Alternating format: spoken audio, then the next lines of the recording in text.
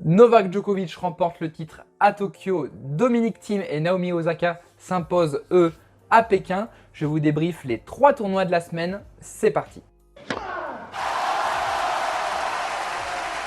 Et salut tout le monde, nouvelle vidéo aujourd'hui où je vais vous débriefer un petit peu ce qui s'est passé dans les 3 tournois de la semaine, c'est-à-dire Pékin du côté hommes et femmes et Tokyo du côté masculin.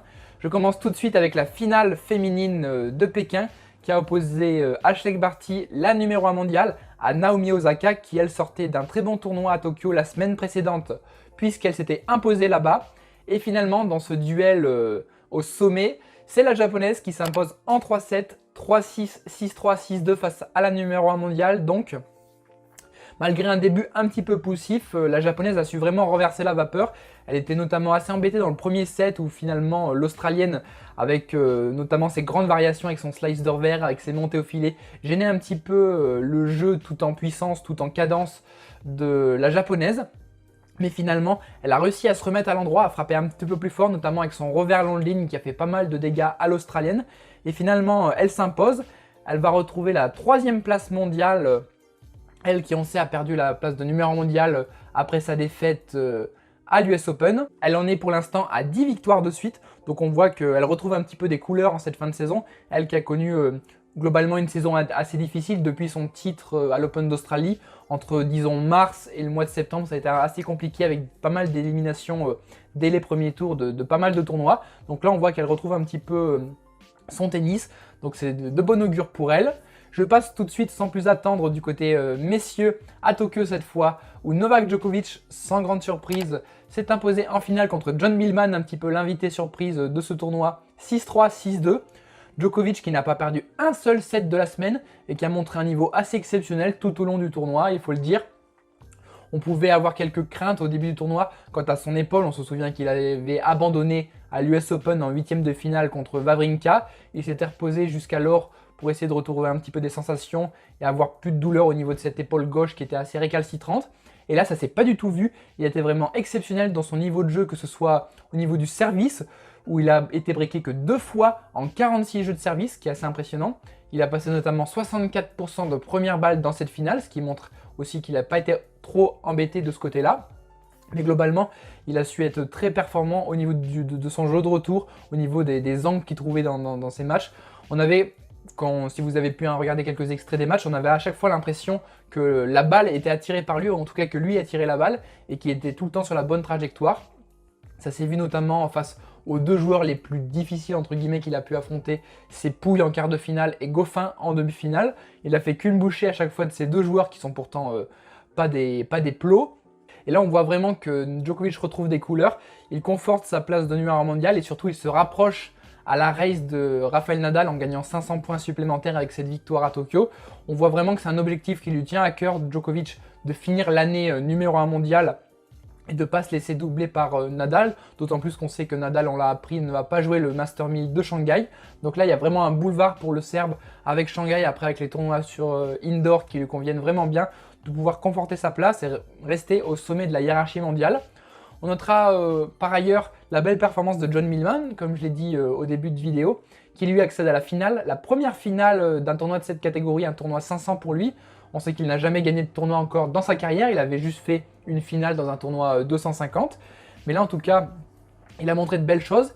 Il va gagner à peu près 25 places pour se retrouver à peu près au niveau du top 50. Donc un joueur vraiment très solide. Son principal fait d'armes, on s'en souvient tous je pense, c'était quand il avait battu Roger Federer l'an dernier en 8e de finale de l'US Open.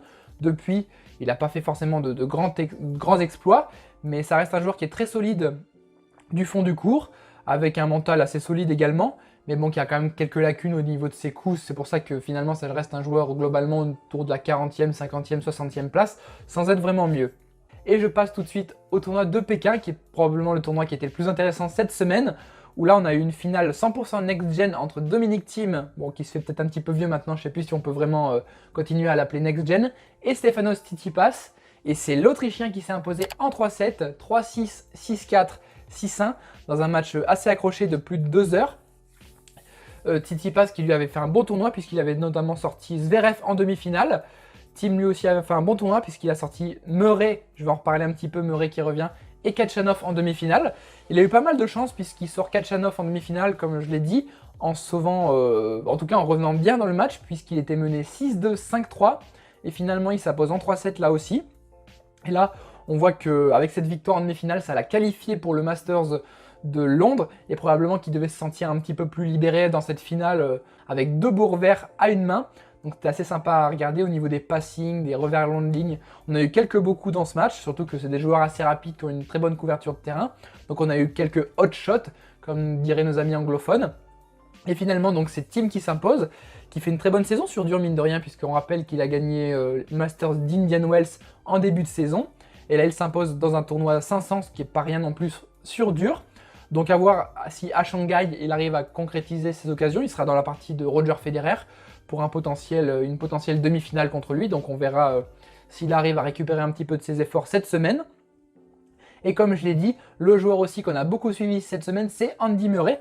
Andy Murray qui nous a vraiment fait plaisir puisqu'il a atteint les quarts de finale en remportant notamment 2 grosses victoires. Une face à Cameron Norrie, son compatriote anglais.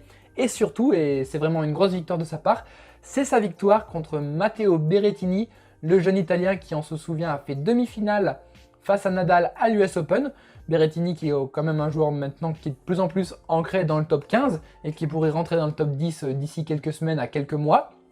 Donc c'était un gros match accroché. Il s'impose vraiment en 2-7 serrés. Je crois que c'est 2 tie-break ou alors 7-6, 7-5, je ne sais plus exactement. En tout cas, il a montré de belles choses, Murray. On voit qu'il a plus de douleur au niveau de sa hanche. Vous savez, sa hanche qui a été opérée, où on lui a mis une prothèse vraiment au niveau de cette hanche qui était vraiment problématique pour lui avec pas mal d'inflammation. Il avait la tête fémorale qui était un petit peu abîmée. Enfin, je vous passe un petit peu les détails de son souci. Ça pourra faire d'ailleurs l'objet d'une vidéo un peu plus ciblée médicale sur ses problèmes, vous expliquer un petit peu tout ce qu'il a eu. En tout cas, il revient bien à niveau.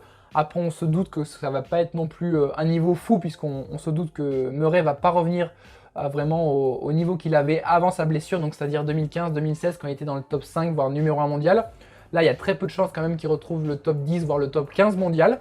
Surtout que quand on voit finalement ses matchs, on voit qu'il a quand même un petit peu de mal sur ses déplacements latéraux. Bon, certes, ça lui fait plus mal, mais il est quand même assez lent dans ses déplacements. Il a du mal à imprimer vraiment de la puissance et de la vitesse dans ses coups. Il est un petit peu trop attentiste, assez loin derrière sa ligne. Donc c'est quand même des points à retravailler un petit peu avec le temps. Mais je pense que ça va être dur de retrouver un niveau qui lui permette d'atteindre les sommets comme c'était le cas il y a quelques années. En tout cas, dites-moi comment vous avez trouvé ces 3 tournois cette semaine. Quel joueur vous a fait vraiment la plus forte impression ou quel joueur vous voyez faire de gros exploits dans les semaines qui arrivent pour cette fin de saison. N'hésitez pas à lâcher un petit pouce bleu si la vidéo vous a plu, à vous abonner sur nos réseaux sociaux Twitter, Instagram et bien sûr Facebook. Et moi je vous dis à la prochaine pour une nouvelle vidéo. Vous aurez des vidéos sur le Master 1000 de Shanghai qui va arriver où on vous débriefera un petit peu tout ce qui va se passer. En tout cas restez bien sûr connectés et moi je vous dis à plus. Allez, ciao ciao.